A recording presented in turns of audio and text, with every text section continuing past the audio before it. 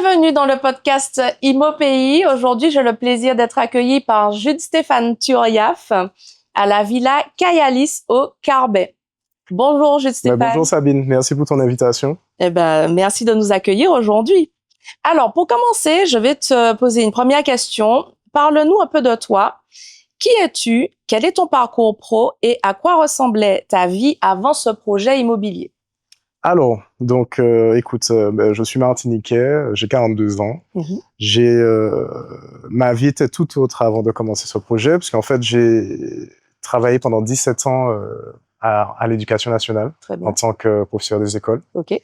Et donc, du coup, c'était une vie, on va dire, très sécurisée, mais aussi très cadrée. Et en fait, à un moment, je suis arrivé, je pense, en fin de cycle, et j'avais envie d'un nouveau départ, d'un nouveau projet.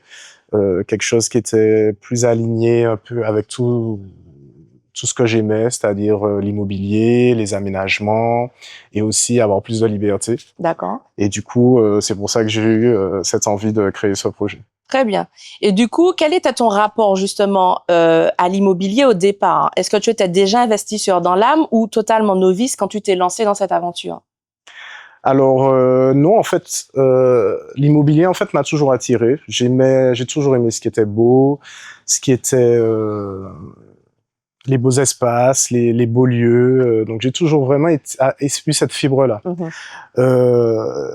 Petit, j'aimais beaucoup tout ce qui était bricolage. Donc je jouais déjà beaucoup au Lego. Donc j'aimais monter, démonter, savoir comment ça fonctionne, voilà. Et du coup, adulte étant bricoleur. Grâce à mon papa, du coup, qui m'a transmis cela, je prenais beaucoup de plaisir à regarder des vidéos sur YouTube, à savoir comment faire moi-même. Donc, j'ai toujours aimé me débrouiller, en fait, pour... bon, après, c'est peut-être le côté aussi où j'aimais peut-être avoir les choses rapidement. Donc, des fois, on n'a pas envie d'attendre sur quelqu'un. Du coup, tu t'as tu fais ton bricolage toi-même et tu es sûr d'avoir le résultat que tu veux. Exactement. Très bien. Donc, du coup, quand j'avais ma vision, donc du coup, en fait, ça a commencé comment? J'ai commencé à faire des aménagements chez moi, créer des terrasses, créer même du mobilier. Donc, je regardais aussi les émissions à l'époque. Il y avait Déco, des choses comme ça. Donc, du coup, ça m'inspirait, ça me stimulait. Et du coup, voilà. Donc, que ça soit pour moi, pour ma famille.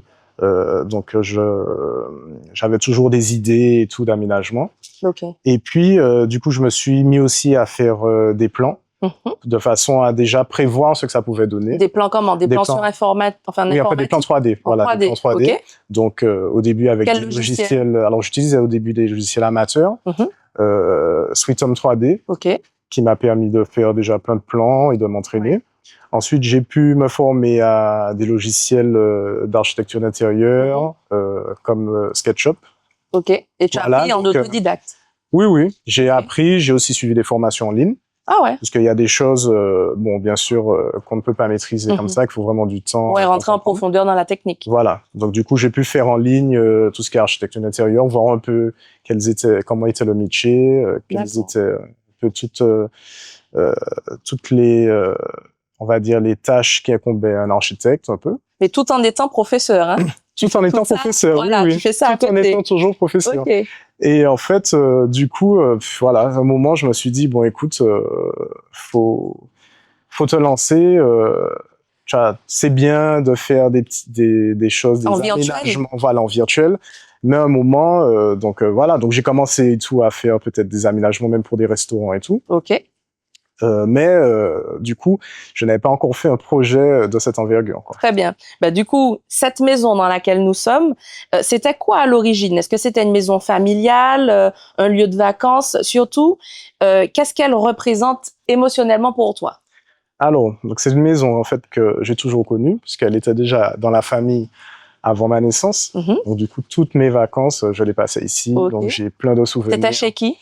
C'était chez mon papa. D'accord. Oui, donc c'était la maison familiale. Vraiment, on était là. Pour les vacances. Chaque vacances, j'étais là. Donc je suis le dernier de la fratrie, donc souvent j'étais même tout seul. tout seul avec mes parents. Mhm.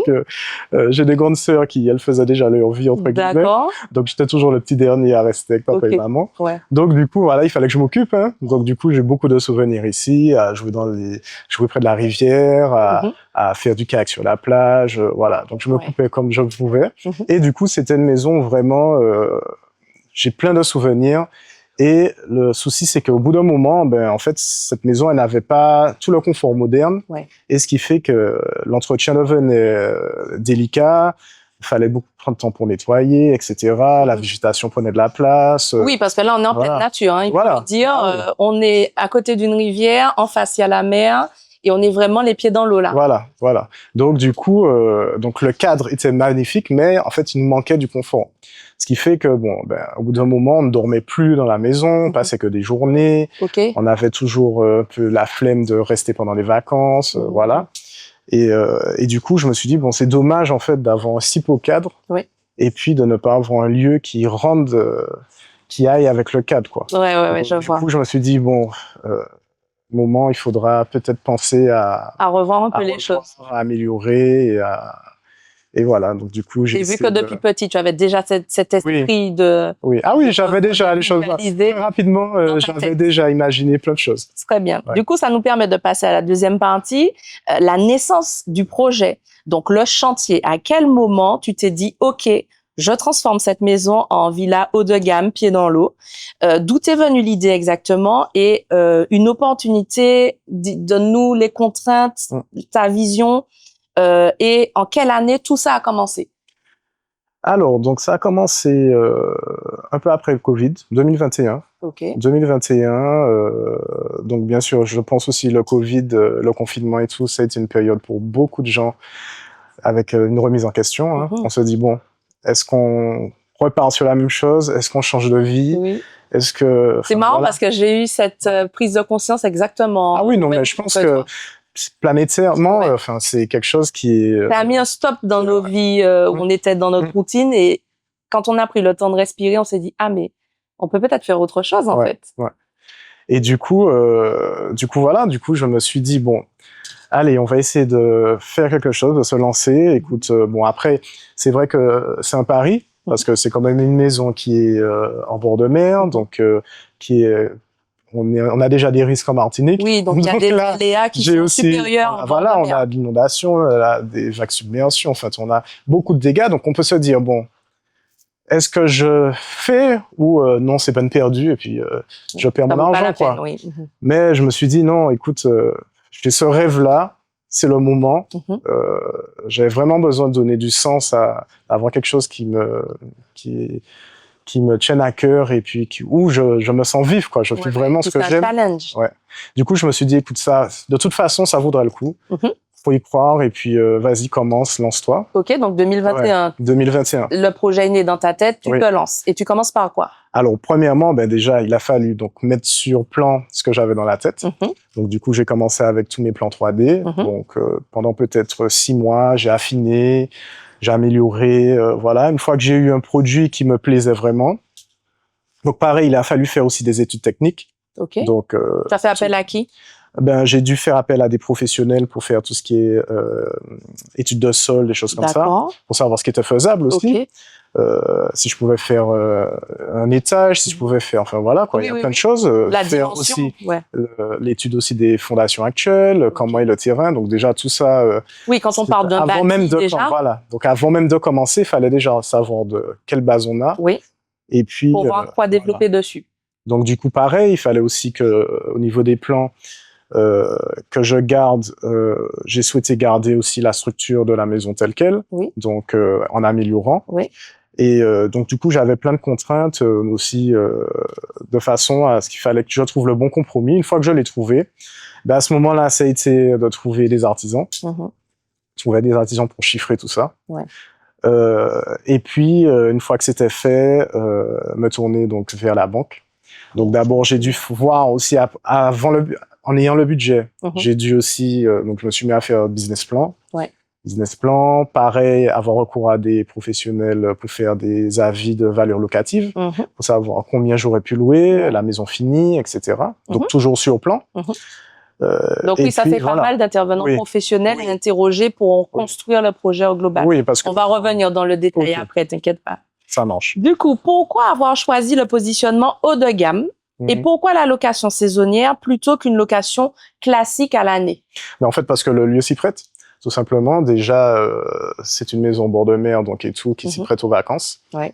Et du coup, je voulais aussi pouvoir moi-même en profiter. Donc Ok. le but, c'était, comme c'est une maison Double familiale, avantage. voilà. On gagne de c'était- l'argent, mais Voilà. on vient de temps en temps en profiter Voilà. pendant les vacances. Donc du coup, on rénove.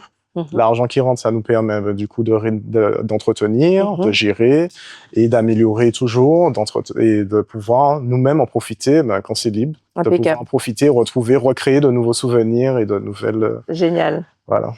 Au goût du jour et avec tout le confort moderne. Oui, oui, surtout.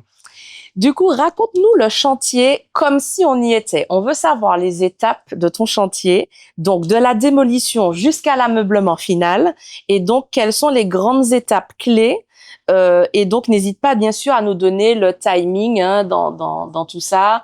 Voilà, 2021-2022, enfin, Ok, quand tu as déposé le permis de construire, Ok. enfin, tout ça, et les grosses étapes. d'accord. Alors en fait, du coup, pour revenir, donc une fois que j'ai eu mon financement, Mhm. donc ensuite, il fallait demander tout ce qui était autorisation à la mairie. Donc même pas, il fallait demander avant, puisque ça faisait partie Des du pièces à financement. fournir. Voilà, des pièces à fournir pour obtenir le prêt. Ouais.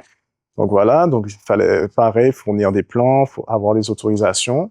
Une fois que j'ai eu les autorisations, donc j'ai pu débloquer justement mon financement et commencer les travaux. Donc du coup, entre la phase du D'études. plan, Ouais. d'études avec pour tout ce qui est chiffré avec les artisans, l'obtention du crédit, c'est passé 1 an. Un an, Un d'accord, quand même. Et c'est vraiment en fin 2022, septembre 2022, Ok. que j'ai commencé vraiment les travaux. D'accord. Je dis entre guillemets, parce que, Parce que, ah oui, c'est là qu'on réalise que, eh ben, on n'a pas la même façon on n'imagine pas le temps, peut-être, la même gestion du temps que les artisans. oui, non, ils ont Voilà. un timing bien à eux. Voilà. On Donc, est dans des espèces de trucs spatio-temporels. Oui, Très particulier. Oui, oui, oui. Donc, du coup, même chose, j'ai découvert ça. Ouais. On va dire à mon insu. Bon, il fallait bien passer par là. C'est ça. Donc, du coup, effectivement, mes Donc, premier coup de pioche, septembre 2022. Premier coup de pioche. Et encore, je pense que c'est moi qui ai dû le faire, le premier coup de D'accord. pioche. La démol. Voilà, donc j'étais là, moi, tous les jours, toutes les vacances, avec ma brouette, mes trucs, Ok. à ranger, casser, machin. Tu donnais le tempo, ouais. Voilà, parce que il fallait que ça avance et Oui. j'étais stressé, j'étais inquiet. Mhm. En fait, la partie la plus difficile pour moi, ça a été vraiment le début. C'était les 6 premiers mois. Ok. Parce que pendant les 6 premiers mois, ça n'a pas avancé, quoi. Ah ouais. Ah non, donc du coup, je me suis dit, mais J'étais déçu, ouais. Enfin, puis pareil, on a des échéances, on Mhm. commence à régler son crédit au bout d'un certain nombre de mois. Assurance, ouais, assurance emprunteur Voilà, déjà. donc du coup, Les frais de on se dossier dit, qui sortent tout attends, de suite. les acomptes qu'on doit régler pour bien sûr que Oui. les artisans puissent Et les commencer. frais, ouais, les frais Et intercalaires. du coup, bon, après, eux, comme ils sont toujours à droite à gauche sur d'autres chantiers, ils ont toujours demandé ailleurs, donc Mhm. bon, voilà, ils viennent un jour, ils viennent pas l'autre jour. Donc en fait, chaque fois, c'est vraiment c'est le yo-yo, Ouais. on va dire, au niveau émotionnel, quoi. Ouais, ouais. Un jour, on est content, on se dit, waouh, ça commence, c'est Ça bon. avance, ça avance. Ils sont là, un jour, 2 jours, c'est bon, c'est parti. Troisième jour, boum, plus personne. Une semaine, Voilà, une de semaine passe, grand 2 calme, semaines passent, 2 3 semaines passent. Ah non, ouais. mais c'est vraiment, j'ai dû compliqué. perdre 15 kilos, je dormais pas. Ah oui, parce que À ce point. je n'étais pas préparé. En fait, franchement, je n'y attendais pas. Ouais. Je ne m'y attendais pas. J'avais vraiment tout. Parce que, en fait, j'essaie toujours d'être organisé, d'être très prévoyant. Oui. Mais le problème, eh ben, à un moment, il faut savoir lâcher prise parce que quand Ah ouais. on n'est pas net. C'est indépendant de ta volonté. Et oui. C'est-à-dire que tu peux pas imposer aux gens de venir tous Voilà. les jours, sachant qu'ils ont des chantiers ailleurs, c'est un petit Ouais. peu compliqué. Mais Et- toi, tu as envie que ça avance. Mais oui, et moi, quand je faisais mon bricolage, mes trucs, je gérais mon temps, je faisais mes choses. Mais là, quand je dépends de quelqu'un, tu n'as pas le choix. Tu es Ouais. obligé de Ouais. lâcher prise et puis Et du coup, voilà, de donc, tu as pris relativiser. du temps au démarrage et Oui. puis après, ensuite, Oui. quels ont été les grands steps, les grandes étapes où tu as vu que les choses ont bougé, quoi? Ben déjà, en fait, il a fallu rehausser aussi la villa. Oui. Donc, quand on a fini toute la partie vraiment grosse œuvre avec la réhausse, etc., là, du coup, c'est un grand soulagement parce que c'était une grosse part du budget aussi. Ok. Et c'est des fonds que j'avais déjà presque quasiment sortis depuis des mois. Donc, D'accord. quand on est là, on a sorti la trésor et puis on n'a pas les travaux. Bon, Mhm. ça devient compliqué. Oui. Et du coup, voilà. Aussi, il y a eu, ça a enchaîné ensuite avec la mise hors d'eau. Donc, quand il y a eu la toiture, tout ça, là, je me suis dit, waouh. On mettra des photos avant-après. Ne vous inquiétez pas. Tout ce qu'on dit là, vous allez visualiser. Et du coup, là, je me suis dit, waouh, voilà, c'est parti, c'est bon. Là, tu peux souffler un peu, c'est bon, tout est lancé. OK. Du coup, côté financement, comment ça s'est passé concrètement entre tes fonds propres, le crédit bancaire? Est-ce que tu es passé par un montage particulier? Est-ce que tu as bénéficié d'aide aussi? Est-ce que ça a été simple ou est-ce que ça a été sport? Alors, l'avantage que j'ai eu, moi, c'est que, bon, comme j'étais fonctionnaire, du coup, j'avais une bonne... on va dire j'étais bon client, on va dire, pour la banque. Donc, comme j'ai offert en plus avec business plan, avec tout ça, les garanties et tout, donc j'ai pas eu de difficulté vraiment pour obtenir le crédit. Après, la difficulté, ça a été au niveau du budget sur la durée, parce qu'avec le retard, les fonds, ils disparaissent comme neige au soleil. Au bout d'un moment, on doit faire des concessions. On se dit, mais mince, l'argent que j'avais mis pour ça, je dois le mettre pour ça. Les prix augmentent.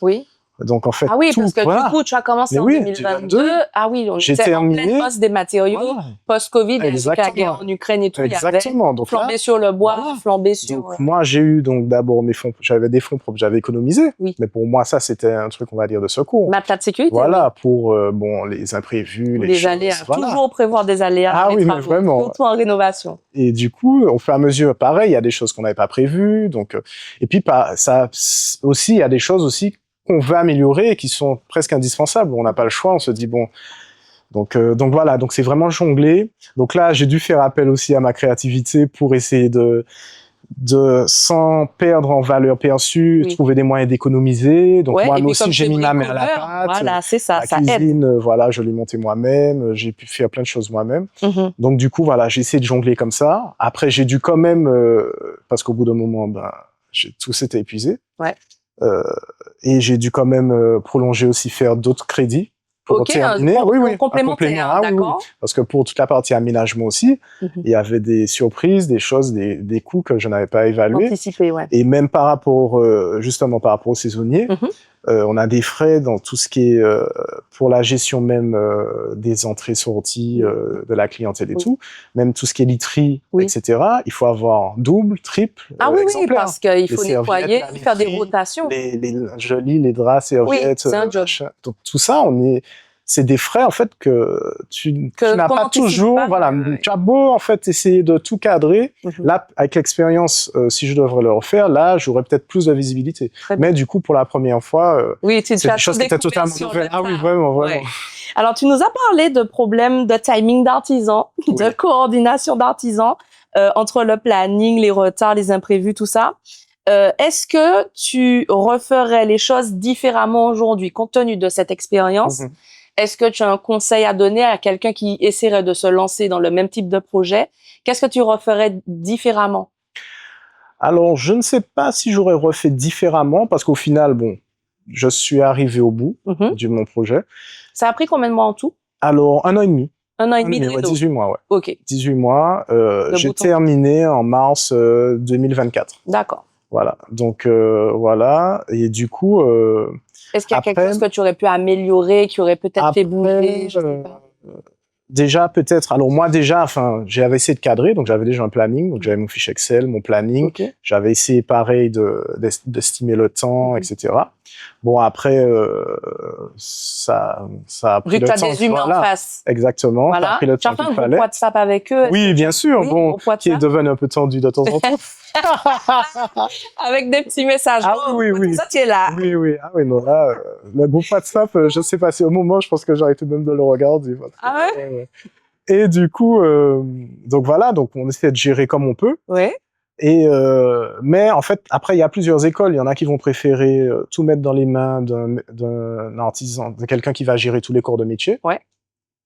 Bon, après, moi, j'ai préféré passe. Donc moi, j'ai eu 4 corps de métier, en gros. J'ai eu un charpentier, un artisan de tout ce qui était maçonnerie, plomberie, et un ferronnier et un électricien.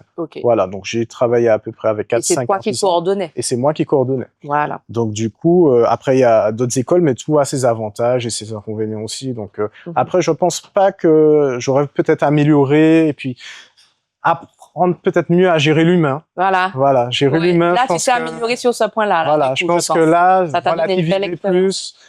Et puis voilà, parce que il y a de tout, parce que des fois aussi, quand tu te retrouves au pied du mur et puis tu as un artisan tu te dis, est-ce que je prends un autre? Ouais. Sauf que tu te dis, je prends un autre. Mais l'autre que tu appelles pour te sauver, il se dit, ah bon, tu es dans la difficulté? Ah ben, au final, il te propose un prix qui est 4 fois supérieur. Oui. Donc là, tu te dis, bon, ah ben, on va attendre finalement. Non, on va être patient. On va être patient. Ça va bien se passer. Donc tout ça, c'est vraiment de l'expérience, quoi. OK. Donc, quelles ont été tes plus grosses galères, du coup, de chantier? Raconte-nous un happening, un truc qui s'est passé. Tu t'es dit, putain, ça va pas dans le bon sens. Et puis, au contraire, tes plus belles victoires, les trucs où tu t'es dit, ah ouais, ça valait le coup. Alors, les grosses galères, bon, je peux dire, c'est vraiment toute la partie, voilà, les premiers 6 mois. Gros œuvre, là? Voilà, le gros œuvre où vraiment ça a pris du temps à commencer. Donc, où j'étais pas prêt, ça a mis vraiment ma résilience à rude épreuve. Là, pour le coup, c'était une expérience, là, c'est bon. Là, niveau résilience, je pense que je suis rodé. Et, une autre anecdote aussi que j'ai eue, au moment où tout est fini et tout, j'ai mes premiers locataires. Donc, pareil aussi, on se dit, toute la partie commercialisation aussi, c'est autre chose. Oui. Donc, on se dit, bon, c'est bon, je me lance, boum, les locations vont tomber, tout va, non, ce sera la folie et tout. Ouais. Pas du tout. Donc, on se dit, bon, il faut commencer à rembourser, comment on fait là? Travaux, et puis, en fait, on n'est pas connu. C'est pas possible que... On n'est pas connu pour l'instant. Et en fait, c'est là qu'on réalise, en fait, qu'il faut, les gens, tant qu'il n'y a pas d'avis, tant que les premiers ne sont pas venus, on peut avoir un bien, bon, en tout cas, je ne sais pas. Super bien décoré, super bien placé. Il fallait que j'ai des premiers qui viennent, qui donnent leur avis, qui me donnent leur retour, que je puisse moi-même s'il y a des choses à améliorer et tout. Ouais. Et donc, du coup, les premiers clients, donc j'ai une location et tout, je suis super content et tout, voilà. Ma première location, j'ai dû la voir au mois de mai. OK. Donc, travaux finis en mars, mai, première location, parce qu'en fait, malchance pour moi, j'ai commencé juste à la fin de la haute saison, qui se finit en avril. Oui, c'est clair. Donc, les gens ont déjà réservé, c'est mort, j'ai perdu. C'était pas le bon timing pour non, du tout. Du tout. Donc, en fait, du coup, ce qui s'est passé, c'est que donc j'ai eu les premiers clients, et puis donc tout est parfait. Je suis stressé, j'essaie de penser au moins de détails et tout, machin. Je repasse 10 000 fois et tout. Donc, j'étais là, peut-être dans la villa à 11h midi. Je pars, je vais manger, je reviens l'après-midi pour les accueillir. Quand j'arrive à la villa, je vois une flaque d'eau. Je me dis, c'est quoi ça? J'avais une fuite d'eau. Mais ça faisait 2 mois que les travaux étaient finis. Donc, il n'y avait rien à signaler. Tout était parfait. Dans la maison? Oui. Dans une chambre? Oui. En fait, au final, après, c'était tout simplement un joint qui s'était desserré, en fait, au niveau de la douche. OK. Et du coup... Et l'eau avait coulé. Donc, du coup, j'ai dû couper la douche. Mon Dieu, je me dis, mais comment je vais faire? Et les clients arrivent dans 10 minutes. Donc, j'aurai un avis pourri. On va me dire, mais c'est quoi cette maison? Mais genre, beaucoup d'eau, quoi. Pas beaucoup d'eau, mais une flaque, quoi. Sans que je fermais pas l'eau, ça a ressenti. OK. Ah ouais, d'accord. Du coup, j'étais emmerdé. Ouais, tu as appelé le plombier ou non? Donc, du coup, j'ai appelé, mais j'ai pas, enfin, sur le coup, je pouvais pas. J'ai pas l'expertise suffisante. Bon, je m'y connais un peu en plomberie, tout ça, mais je pouvais pas, j'avais pas envie de faire plus de bêtises qu'autre chose. Donc, du coup, je lui ai dit, écoute, de toute façon, c'était trop tard. C'était genre à 1h d'arriver. Je me suis dit, bon, là, c'est mort, tu peux rien faire. Donc, du coup... beaucoup de stress. Ah oui, donc du coup, ils sont arrivés. Je me dis, bon, comment leur dire ça? Donc, bon. Bon, ça arrive. Ça, du coup, finalement, je suis tombé sur des gens adorables. Franchement, je les remercierai jamais assez. Parce que franchement, ils m'ont vraiment, comme première impression et tout, c'est ma première fois et vraiment, ils m'ont mis à l'aise. Eux-mêmes, ils étaient super contents de la maison. Quand je leur ai dit, ils m'ont dit, ah, mais non, mais il y a pas de souci, écoute, il y a 4 salles de bain, donc, qu'il y ait une douche qui fonctionne, enfin, franchement, ça nous pose aucun problème. Franchement, donc, ils ont été vraiment, conciliants, adorables, et ils m'ont mis un super avis et tout. Ils nous ont donné des conseils pour la suite. Donc, du coup, franchement, je les remercie vraiment beaucoup pour ça. Et est-ce qu'au niveau de ta réno, de la construction de tout ton projet et tout, tu as eu une belle victoire et tu t'es dit, ah. Alors déjà, donc j'ai le premier commentaire positif, mais aussi au niveau de la réno, déjà quand les plans que j'avais mis sur ordinateur, bien sûr, même si je fais des projections 3D, on se projette et tout, ça n'a rien comparé à la réalité. Donc quand tu vois une pièce que tu as aménagée, que tu as pensé, mettre la porte là, l'ouverture par ici, le truc par là, Et puis quand tu vois que ça prend forme, Que ça s'est concrétisé, ouais. tu fais waouh, Ouais. c'est moi qui ai fait ça, quoi. Ouais, Je suis ouais. Et vraiment la fier. piscine aussi, parce Oui, que la piscine, ouais, tu es vraiment fier, quoi. Oui. Tu te dis, bon, ça valait le coup, quoi. Ouais. Ça valait le coup. Ouais, là, tu t'es dit ça. J'ai aussi, pareil, quelque chose de tout bête, mais en fait, le chantier était barré pendant toute la durée des travaux. OK. Donc, du coup, là, ici, il y avait une grande tôle qui cachait la vue. Oui. Et quand il a fallu faire la clôture, Oui. donc on a dégagé, j'avais oublié ce que c'était. La vue. Ah oui, puisque pour moi, la maison était enclavée, en fait, Oui. je n'avais que la clôture autour de moi. Ouais, Donc, ouais. je n'avais pas même si la maison était presque finie et tout. Mais le visuel fini n'était pas encore là, Voilà. puisque tu avais les protections de chantier Voilà. qui barraient Et la ça, vue. ça a fait toute la différence. Ah oui. Quand j'ai ouvert, je me suis dit, je crois que je suis resté toute la journée assis là à regarder. Non, mais j'étais hypnotisé. Ébloui. Quoi. Ah oui, j'avais oublié ce que c'était. Pendant 2 ans, je n'avais pas vu. Oui, pendant 2 ans, Je n'avais pas vu. barré, Du coup, d'accord. quand j'ai vu, j'ai fait. Ah oui, là, tu as le vrai effet, wow. J'ai dit, ah ouais, je suis dans la mer. Ah ouais, en plus Ouais, de ouais. faire forger noir et tout. Oui, c'est avec le très, soleil très beau. couchant en plus qu'on a juste en face. C'est très, très beau. Donc, franchement, c'est vraiment, il y a une belle atmosphère. Eh ben voilà, c'est top. Alors, on va passer à la troisième partie de Oui. l'interview où on va parler un peu des chiffres et de la Ok. réalité du terrain. Ok. OK? Donc, aujourd'hui, on va parler, donc, sans langue de bois. Quel est, donc, ton taux d'occupation sur les dernières années, les revenus générés sur une année et ta rentabilité globale sur Ok. 2024-2025? Alors, donc, comme on l'a dit, donc, j'ai commencé basse saison. Donc, du coup, là, j'ai qu'1 an et demi d'activité. OK. Voilà, donc du coup, ma première saison, j'ai fait 6 mois, on va dire, basse saison. Alors, j'ai pu faire environ 30 000 € de chiffre d'affaires. En basse saison? Oui, en basse Pas saison. mal, hein? Donc, j'étais content. Oui. Et donc, après cette année-là, bon, on n'a pas été une année, on va dire, où j'ai pu dégager du bénéfice, parce que bon, j'avais encore beaucoup, hormis mes crédits et tout ça, mais j'avais encore beaucoup de travaux, de fournisseurs, d'artisans à finir de payer. Ouais. Parce que bien sûr, quand ça commence à devenir difficile, on essaie d'échelonner, on en paye en plusieurs fois. Donc j'avais beaucoup d'argent qui devait sortir encore. OK. Donc je Donc, ça a vivais permis vraiment au d'éponger. moins un mois pour le mois, quoi. Oui. Donc ça, tout ce qui rentrait sortait tout de suite. Ouais. Et donc du coup, voilà, donc ça a été une année blanche. Mais ensuite, dès 2020, donc les premiers 6 mois, j'étais à peu près à 20% d'occupation. OK. Et ensuite, donc l'année 2025, qui s'écoule là maintenant, j'ai pu augmenter, passer à 30% sur l'année. Ouais. Et mon chiffre d'affaires, j'ai pu dépasser à peu près les 50 000 €. Très bien. Voilà. Et cette fois, commencer du coup à Avoir dégager, bénéfice. voilà, à dégager. Donc une fois que j'ai pu payer donc tout ce qui est conciergerie, ménage, abonnement, l'entretien, OK. tout ce qui est Parce que tu passes par une conciergerie pour t'occuper. Alors oui, j'ai plusieurs personnes qui s'occupent, donc Ok. j'ai des accueils. Donc il y a des fois c'est moi qui fais, OK. d'autres fois j'ai Donc tu es un peu personne. mixte. Oui, je suis un peu mixte. En fait, du coup je profite. Il y a des choses que ça me dérange pas de faire, donc quand je peux, je le fais. Et Sinon, tu as une sinon conciergerie voilà. qui fait. Oui, j'ai une conciergerie qui s'occupe de ça. OK. Et du coup, là, du coup, j'ai pu dégager et arriver à peu près, on va dire, à approcher les 15% de rentabilité Ah bah sur c'est cette génial. première année, ce qui est déjà très bien. Oui, c'est qui est bien. Voilà. Et puis ça ne pourra aller que Oui, en s'améliorant, puisque Donc, après, plus tu as de commentaires, Voilà. plus tu as de gens qui viennent, plus ton bien est visible. Et là, en plus, avec le podcast, ça te permettra Oui. d'être vu et connu. Voilà. Donc, n'hésitez pas à réserver. Je vous mettrai le lien en bas de cette vidéo. Comme ça, vous pourrez visualiser sur la page Instagram de Kayalis la maison et avoir le lien pour réserver votre séjour. Oui. Du coup, dernière question au niveau de conseils. Donc, Oui. quel conseil donnerais-tu à quelqu'un qui a une maison familiale en Martinique et qui hésite à la transformer en projet locatif? Bien.